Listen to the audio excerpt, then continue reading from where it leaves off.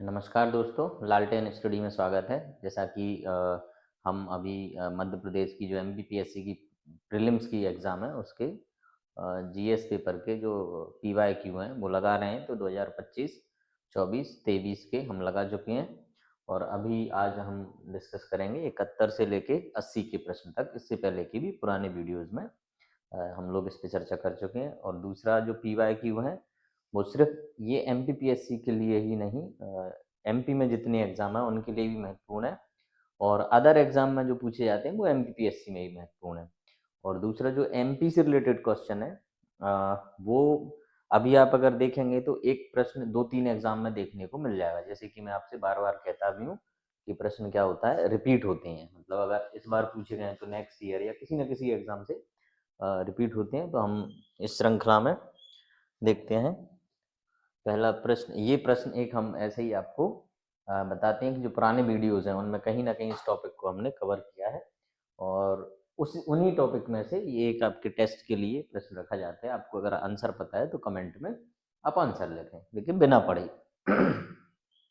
बीजक निम्नलिखित में से किस महान संत की रचनाओं का संग्रह है? बहुत इंपॉर्टेंट है और बहुत सरल प्रश्न है और ये आया हुआ प्रश्न है। मैंने पढ़ के मुझे समझ में आया कि मैं 1-2 बार इसको लगा चुका हूँ। अब हम प्रश्न पे आते हैं। मध्य प्रदेश की मृदाओं के संबंध में कथनों पर विचार कीजिए। देखो, मध्य प्रदेश की जो मृदाएं हैं यानी मिट्टी है, आप इसको पढ़ लेना। एक तो परसेंटेज आता है, मैं सिर्फ आपको ये बताऊंगा कि पूछा क्या क्या जाता है बस। बाकी आप सब समझदार हैं, है ना। मैप जैसा भी बन रहा है। मैप की आप प्रैक्टिस जरूर करें। उसका कारण ये है कि आपको मेंस में मैप बनाने पड़ते हैं, ठीक है। तो मृदा आप अगर देखेंगे तो मृदा से पहले अपन ये प्रश्न क्या है वो बाद में समझेंगे। पहले थोड़ा सा मैं आपको बता दूं कि ये जो एरिया है बुंदेलखंड एरिया आता है और ये भिंड मुरैना और ग्वालियर। तो यानी कि इस एरिया की जो मिट्टी होगी वो कौन सी होगी? जलोढ़ मिट्टी होगी, ठीक है। ये एरिया आपका नर्मदा घाटी का आएगा, नर्मदा और सोन घाटी। तो ये जो ये एरिया होता है ये गहरी काली मिट्टी का है, गहरी काली। ये एरिया होता है आपका मध्यम काली। ये एरिया है आपका छिछली, मतलब बहुत कम काली इसको। तो ये पूरा एरिया अगर देखेंगे तो ये काली मिट्टी का एरिया है। फिर कुछ एरिया मिश्रित मिट्टी है, फिर थोड़ा सा इधर लेटराइट मिट्टी आ जाएगी और ये एरिया जाएगा आपका लाल पीली मिट्टी करके हैं। तो मध्य प्रदेश में इतने प्रकार की मिट्टी है। यहाँ से प्रश्न पूछे गए हैं, परसेंट पूछा गया है कि काली मिट्टी, गहरी काली मिट्टी कितने परसेंट होती है। काली मिट्टी मध्य प्रदेश में 37 के लगभग ऐसा कुछ परसेंट है। आपकी 7% के लगभग जलोढ़ मिट्टी होगी, 2-4% के लगभग ये है। तो आपको ये पूछा जाता है। तो ये आप जब भी, मैं मध्य प्रदेश की ज्योग्राफी में या आर एफ सर या फुरकान सर कोई भी पढ़ाएगा तो हम उसमें पूरा आपको डिटेल में बताएंगे। संभवतः ये पोर्शन आर एफ सर पढ़ाएंगे, उनका ज्योग्राफी है। तो वो प्रश्न बनते हैं। मैं बस आपको ये बता रहा हूँ कि जब भी हम ये टॉपिक पढ़ें तो हमको ये पढ़ना चाहिए। तो मैप की भी आप प्रैक्टिस कर लें। एक तो मैप से क्या होता है, याद बहुत अच्छे से होता है। तो कई बार मेरे से भी पूछा जाता है, मतलब लोग पूछते हैं कि हम काफी टाइम तक याद नहीं रख पाते हैं, तो याद करने के क्या तरीके हैं। तो मेरे अनुसार एक देखिए, रिपीट जितना ज्यादा हो सके। दूसरा, जब हम पढ़ते हैं तो उसको दिमाग में बिठा लें कि यार ये हमको पढ़ना है। तो दिमाग में बिठाओ कि जब तक हमारे दिमाग में रच बस नहीं जाए, जब तक, जो होता है ना कि एक स्कैनर होता है, तो स्कैनर क्या करता है, फोटोकॉपी हम कब करते हैं, जब वो पूरा स्कैन हो जाता है फिर वो प्रिंट निकालता है। मतलब कि स्कैन प्रॉपर ना हो जाए तब तक हम उसको मन में समझना चाहिए। दूसरा, एक कंसेप्चुअली पढ़ो। जैसे ये अगर मैं नक्शा बता रहा हूँ तो इसमें क्या करना है आपको कि ये देखना है यार ये हमें दिमाग में बैठ गया। जैसे मैंने ये लाइन बनाई तो आपको तुरंत क्या आ जाना चाहिए, कौन कौन से जिले आएंगे इसमें। ये बनाई तो कौन कौन से जिले आएंगे, ये बनाई तो कौन कौन से जिले आएंगे, ये कौन सा जिला है, ये कौन सा जिला। तुरंत फिर आपको, अगर आपने पढ़ा हुआ है तो तुरंत आयो कि वर्षा इधर कितनी होती है, इधर कितनी होती है, कौन सी फसलें होती है, क्या होती है। ये चीज बहुत इंपॉर्टेंट। दूसरा क्या है कि एक मैंने एक जो पैटर्न देखा है याद करने का, या स्थायी मेमोरी में चीजें नहीं जाती हैं। तो देखना, पहले क्या होता था, पहले के लोगों की मेमोरी तेज होती थी क्योंकि उनके पास क्या होता था, सोर्सेस क्या होते थे। जैसे पहले लिखने का कम होता था तो लोग क्या कंठस्थ चीजें याद कर लेते थे। जैसे स्मृतियां पढ़ोगे तो स्मृतियां क्या है, लोगों की दिमाग में याद की हुई चीजें आज वो हमको बता रहे हैं, अब लिपिबद्ध हो गई हैं, वो तो स्मृतियां हैं। पहले लोगों को याद स्मृति के अनुसार चीजें ट्रांसफर होती थी, तो उनको याद रहता था, उनकी मेमोरी तेज होती थी। फिर स्लेट आई, तो स्लेट पे लिखने लगे लोग। स्लेट आई तो स्लेट में क्या हुआ कि वो लिखा और मिटाया। तो क्या होता है, जब लिख दिया और मिटा दिया तो मतलब कुछ समय तक के लिए लिखा हुआ है, तब भी थोड़ी सी मेमोरी हमसे तो उनकी ज्यादा ही थी।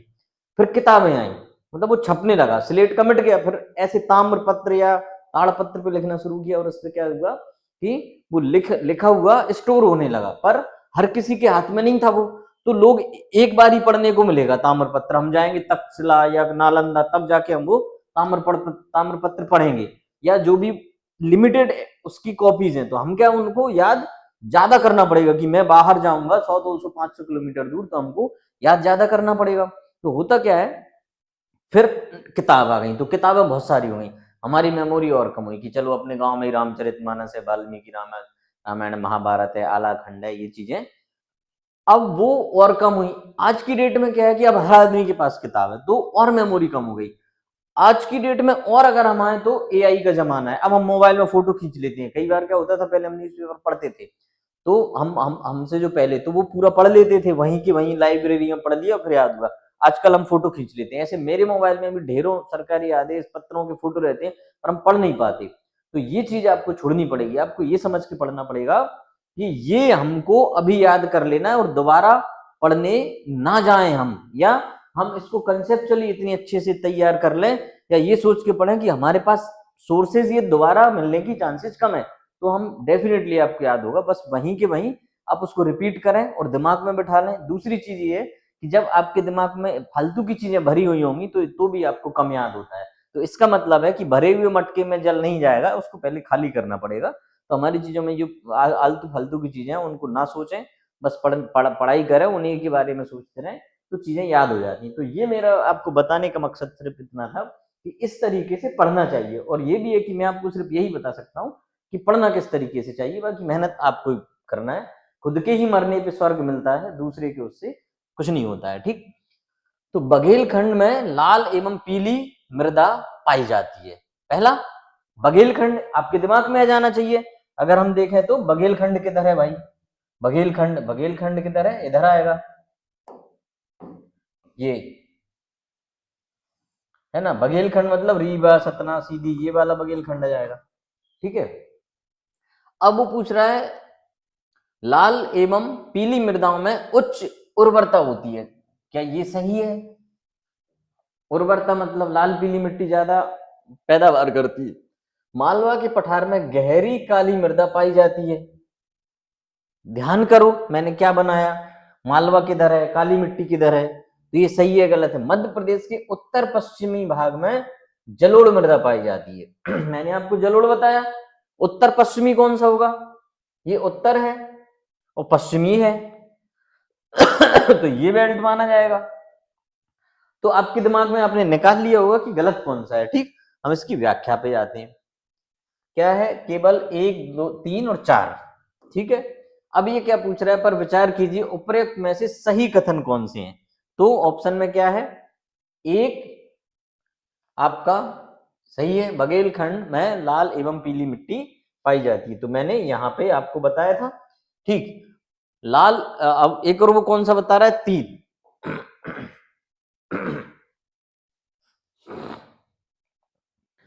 एक बता रहा है 3 भी सही बता रहा है। 3 में क्या है, मालवा के पठार में गहरी काली मिट्टी पाई जाती है, मालवा पे काली मिट्टी पाई जाती है।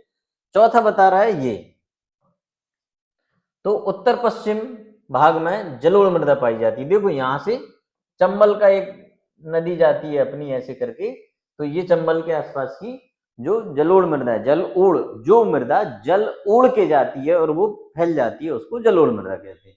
तो ये वाले एरिया में ये अपना पाई जाती है, ये इसकी व्याख्या है। ठीक, इसमें ये लिख रहा है कि बघेलखंड में लाल पीली मृदा, मालवा में काली मिट्टी, उत्तर पश्चिम जलोढ़ मृदा पाई जाती है। ठीक है, संभावित प्रश्न क्या है, मृदा से संबंधित, उसमें उपजाऊ देख लेना, कौन सी मृदा में ह्यूमस होता है, कौन सी मृदा में क्या होता है, कौन सी में कौन से तत्व होते हैं, कौन से क्या होते हैं, ये भी यहाँ से प्रश्न बनते हैं। नेक्स्ट हम आते हैं कि निम्नलिखित में से किस जिले में मैग्नीज के बड़े भंडार हैं। ठीक, मैग्नीज, ये इसकी खदानें आप जरूर पढ़ लें, इससे संभावित प्रश्न क्या बनेंगे, इसकी खदानें कौन कौन सी हैं? मध्य प्रदेश का स्थान कौन सा है भारत में? अन्य राज्य कौन कौन से हैं? ये सब इसके प्रश्न बनते हैं, क्योंकि ये मध्य प्रदेश में बड़ी बड़ी इसकी खदानें। एक और प्रश्न बनेगा, एशिया की सबसे बड़ी या सबसे मैग्नीज खदान, सबसे बड़ी खदान, ऐसे करके यहाँ से प्रश्न बनते हैं। तो ये बालाघाट में, बालाघाट जिला मध्य प्रदेश के पूर्वी भाग में स्थित है। यहाँ मैग्नीज की विशाल भंडार है, भारत का लगभग, ये गलत होगा, इसका परसेंटेज आप देख लेना। मैग्नीज यहीं से निकाला जाता है, यह खनिज की दृष्टि से देश में। तो ये खदानें आप देख लेना, ये प्रश्न आपको देखने पड़ेंगे। मध्य प्रदेश की जलवायु के संबंध में निम्नलिखित में से कौन सा कथन सही नहीं है? यहाँ प्रश्न को हमको ये देखना है कि नहीं है पूछ रहा है वो। शीत ऋतु में उत्तरी भागों में दक्षिणी भागों की तुलना में तापमान कम होता है। समझना, बहुत लॉजिकल प्रश्न है। वही आपको क्या करना है, मध्य प्रदेश के संदर्भ में फिर से हमको क्या करना है, एक मध्य प्रदेश का दिमाग में मैप ड्रॉ कर लेना है। हो सकता है मेरा मैप इतना अच्छा ना हो, आप लोग और अच्छे से बनाएं इसको। और मैप की एक और खूबसूरती बताऊंगा मैं कि मैप अच्छा पर आप ध्यान ना जाए, आप जल्दी भी बनना चाहिए। मेंस में क्या होता है, हम जितनी जल्दी मैप बनाएंगे उतना क्या होगा, हम अब ऐसे ही पता चले कि हम मैप ही बनाने में रह गए, है ना, सुंदर मैप बना दिया और अपना टाइम खत्म हो गया। समझ में आ जाता है, चेक करने वाले को जाता है मध्य प्रदेश का मैप है, ठीक। शीत ऋतु में उत्तरी भाग में दक्षिणी भागों की तुलना में, ये उत्तरी भाग की बात कर रहा है, तो इस भाग में, इस भाग की तुलना में तापमान कम होता है। कौन सी ऋतु की बात कर रहा है? शीत ऋतु में, मतलब कि उत्तरी, यहां पे तापमान कम होगा। लॉजिक लगाना, यहां पे तापमान अधिक होगा। कौन सी ऋतु की बात कर रहा है वो?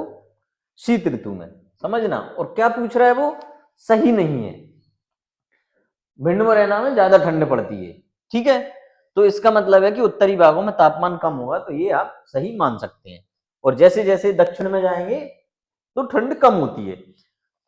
सर्दियों की बात कर रहा हूं मैं। राज्य के दक्षिणी पूर्वी भाग में तुलनात्मक रूप से अधिक वर्षा होती है।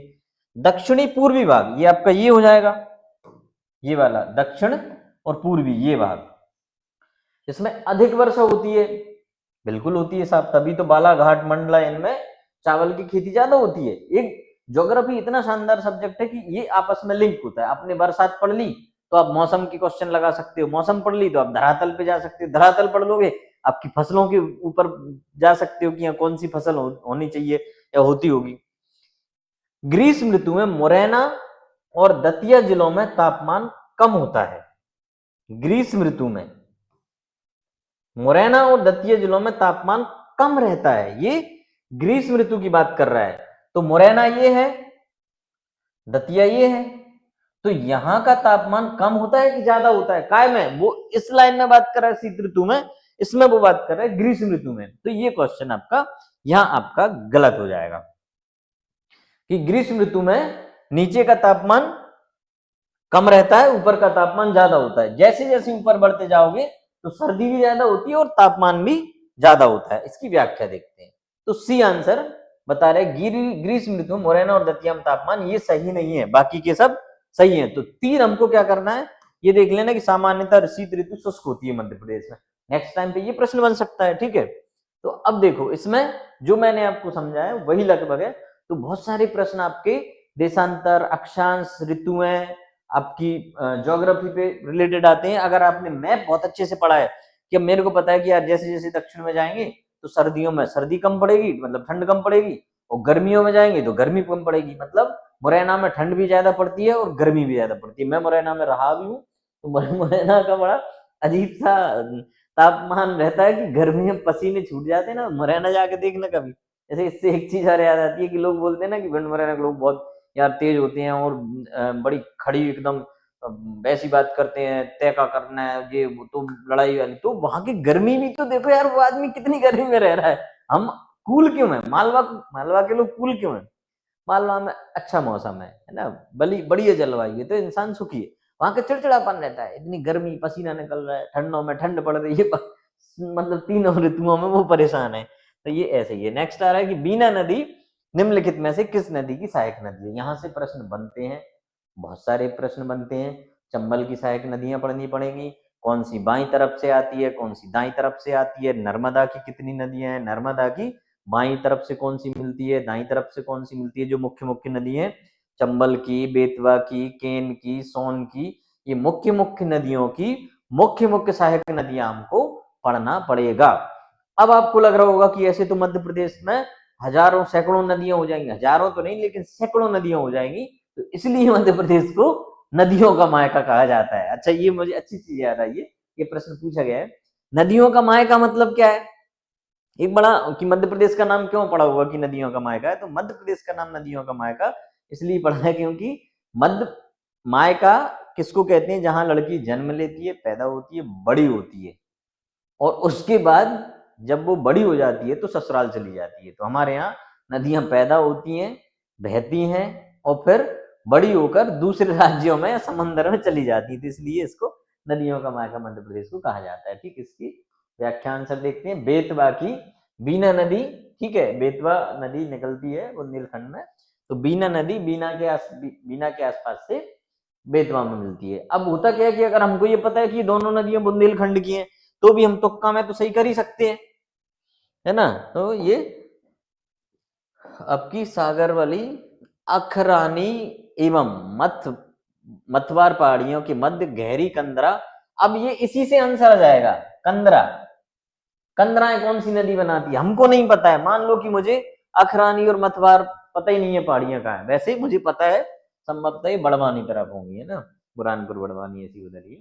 तो ये देखो कंदरा ये बनाती है, ये बीहड़ बनाती है, ठीक है, ये नहीं बनाती है, ये नहीं बनाती है, कंदरा ये बनाती है। तो अगर आपको ये भी नहीं पता है तो इससे भी समझ में आप आंसर लगा सकते हो। ठीक है, वहां आती है इसकी, उसमें यस, नर्मदा नदी के अखरानी और मथवार पहाड़ियों के बीच एक गहरी संकीर्ण अत्यंत आकर्षणीय है, और यह स्थलाकृति दृष्टि महत्वपूर्ण है। रिफ्ट वैली बोलती है इसको मध्य प्रदेश को। ठीक है, ये भी पूछा गया है कि मध्य प्रदेश किन दो पर्वत श्रेणियों के बीच बहती है, कि सतपुड़ा और विंध्याचल। ये भी पूछा गया है कि सतपुड़ा किन दो नदियों के बीच में है, तो ऐसे करके यहाँ से प्रश्न बनते हैं। ये भी पूछा गया है कि महादेव श्रेणी में आपकी पचमढ़ी किस श्रेणी में है, ये भी पूछा गया है कि धूपगढ़ की चोटी किस श्रेणी में है, ये भी पूछा गया है। राजपीपला ये आपका पश्चिम से पूरब की ओर राजपीपला, महादेव और मैकल श्रेणी मतलब क्रम में जमाइए। ये भी पूछा गया है कि उत्तर से दक्षिण पर्वत श्रेणियों का क्रम, अरावली, विंध्याचल, सतपुड़ा, ऐसे करके नीलगिरी, ऐसे भी पूछा गया। तो इसके बहुत सारे तरीके हैं।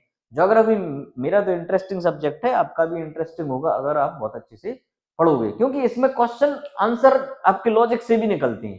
ठीक, अब हम आते हैं कि वर्षा ऋतु में निम्नलिखित में से किस जिले में अधिक वर्षा होती है। ठीक है, नरसिंहपुर, मंडला, बालाघाट। तो मंडला और बालाघाट में ज्यादा वर्षा होती है, तो हमारे ऑप्शन में ये है। जैसे मैंने बोला कि दक्षिण पूर्वी, फिर हम मध्य प्रदेश का मैप बनाएंगे एक फटाक से ऐसा करके, ऐसा कैसा भी बना लो आप, ऐसा कोई दिक्कत नहीं है, और मैप मैप जरूर बनाएं।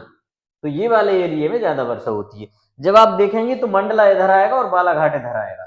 ठीक है, ये आपको देखा नहीं, मंडला इधर आएगा, बालाघाट इधर आएगा, ऐसे करके आप मैप तुरंत बनाओ, तुरंत सीखो, और अब आपके दिमाग में मैप कर लो। तो आपकी जो मेमोरी वाला है, 1 मिनट मैसेज भी है।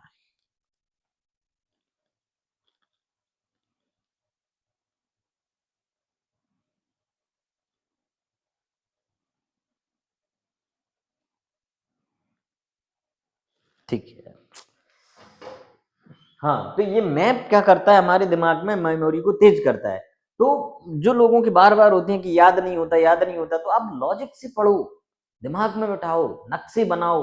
अगर किसी व्यक्ति के बारे में पढ़ रहे हो तो उसकी इमेज बनाओ, क्रूर कोई व्यक्ति है, कोई इस इस राजस्थान तरफ है, तो वो आप लगाओ कि रेत होगी, थार मरुस्थल होगा, ये ऐसा जो भी होगा। आप अगर दक्षिण के बारे में कुछ पढ़ रहे हो तो पर्वत, पहाड़ और नदियां, ये सब आ जाने चाहिए। तो इस तरीके से आपके दिमाग में बताओ। और दूसरा, जब हम पढ़ते हैं ना कि हमने पढ़ा है कुछ फिर उसको किताब बंद करके सोचो कि हमने पढ़ा क्या है अभी, खुद में रिवीजन करो, खुद में रिपीट करो उसको, मन ही मन में मतलब हम लॉजिक लगाओ कि यार हमने अभी तो ये पढ़ा था, उसको जीना शुरू कर दो आप। जैसे ज्योग्राफी में सेम ऐसा आपको याद होने लगेगा, और आप ताउम्र भी याद हो जाती हैं कई सारी चीजें। मंडला दक्षिण पूर्वी मध्य प्रदेश स्थित है, यहाँ अधिक वर्षा क्यों होती है ये आपको ज्योग्राफी के लेक्चर में मिलेगा। अधिक वर्षा होती है इस क्षेत्र में मानसून सक्रिय रहता है और इतने से इतने तक वर्षा होती है। नेक्स्ट आते हैं हम भौगोलिक क्षेत्रफल के प्रतिशत के रूप में सर्वाधिक वन क्षेत्र। ये वन क्षेत्र जब भी पूछ रहा है तो ये पेपर 2022 का है। अब इसका मतलब है कि आपको लेटेस्ट रिपोर्ट 2025 और 26 की पढ़ना चाहिए, ठीक है। तो ये ऐसे जब भी प्रश्न आए, ये करंट अफेयर्स के प्रश्न होते हैं और इनको जब आप जो भी PYQ लगाओ कितने भी साल का, तो उसको करंट का डेटा आप जरूर मैच कर लें। और अगर हमने पढ़ा हुआ है तो हमको क्या करना चाहिए कि उसको याद कर लो कि इस समय प्रतिशत की दृष्टि में कौन सा है। मान लो कि वन क्षेत्र इस ऐसे ऐसे PYQ लगाते हैं कि मान लो ये प्रश्न आया, मेरे दिमाग में तुरंत आया कि सबसे ज्यादा वन कहाँ पे है क्षेत्रफल में, तो बालाघाट में होना चाहिए, ठीक है। लेटेस्ट डेटा आप देख लेना। प्रतिशत, तो प्रतिशत में आपका ये श्योपुर और उमरिया भी हो सकता है, तो इसको आप देख लेना कि अभी नई वाली रिपोर्ट में कौन आया है। वैसे फुरकान सर ने इसमें वन रिपोर्ट के बारे में एक वीडियो बनाया है। फिर मेरे को क्या आना चाहिए कि तुरंत राज्य के बारे में चले जाना चाहिए कि सर्वाधिक राज्य मध्य प्रदेश था, है ना। प्रतिशत में आपका नागालैंड मिजोरम होगा।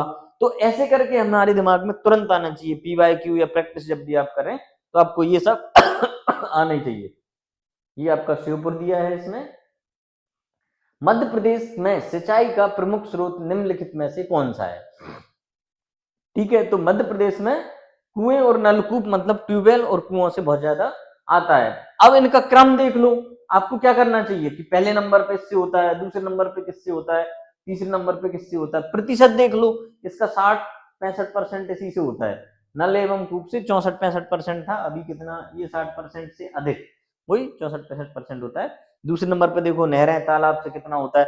अब ये भी देखो कि कौन से क्षेत्र में किस चीज से ज्यादा होता है। मान लो कि हो सकता है कि पूर्वी मध्य प्रदेश में आपके तालाबों से होता हो, पश्चिमी मध्य प्रदेश में आपके नलकूपिया हो या कुएं हो, या मध्य में नहरें भी हो सकती हैं। अब जब भिंड मुरैना पढ़ोगे तो नहरों में जाता है, चंबल की नहरें हैं तो वहां से ज्यादा सिंचाई होती है। तो ये सब चीजें हमको याद होनी चाहिए। नेक्स्ट हमारे लिए आते हैं, मध्य प्रदेश में लॉ एस के संबंध में निम्नलिखित में से कौन सा कथन सही नहीं है, ये देखना है।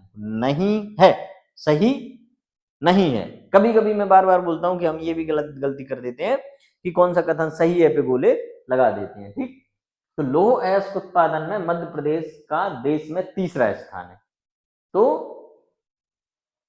मैंने अभी ये कर दिया कि तीसरा है, बाकी तीन को मैं आपको बता दूं कि है नहीं है। जबलपुर जिले के उत्तर पूर्वी भाग में हेमाटाइट, ये सही आंसर है, ठीक है।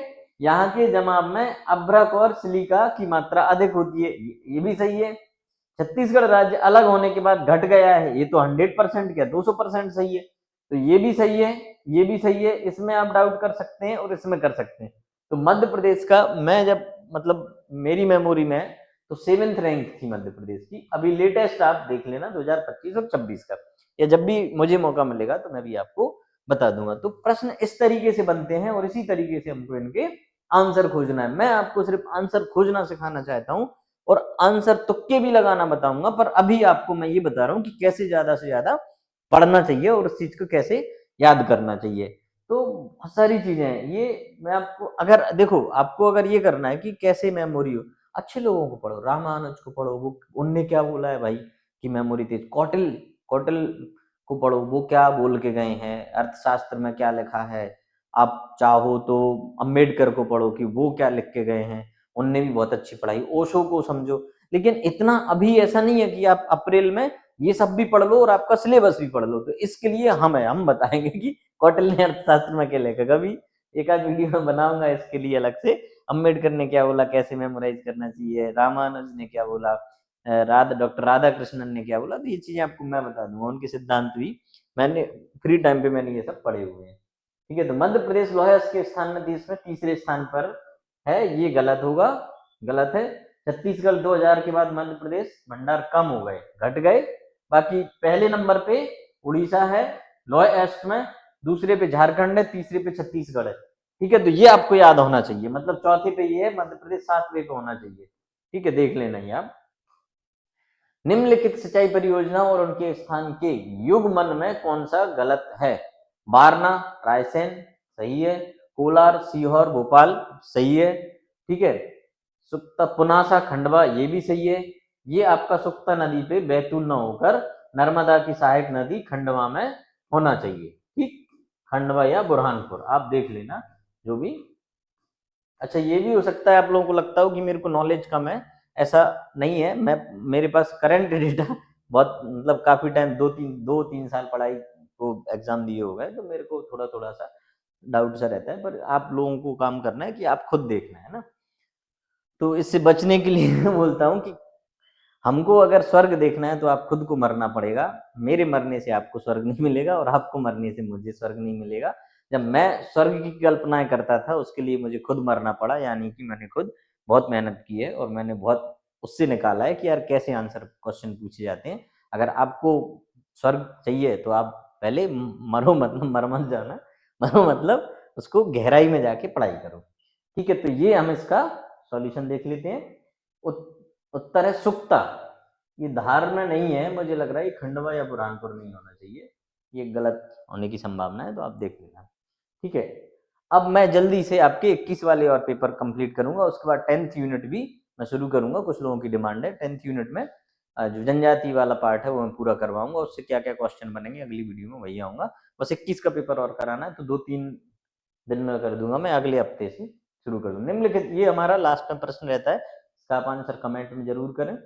निम्नलिखित में से कौन सा जलप्रपात नर्मदा नदी पर स्थित नहीं है? वाह, टीम भी गजब हो गई हमारी। तो ये आप देख लेना कौन सा नहीं है। ठीक है, इसी के साथ आप सभी का बहुत बहुत धन्यवाद, लालटेन स्टडी की तरफ से और मेरी तरफ से, और आपको बहुत बहुत शुभकामनाएं। और मैं काफ़ी समय बाद वीडियो बना पाया उसके लिए बहुत बहुत क्षमा प्रार्थी भी हूँ। जय हिंद, जय भारत।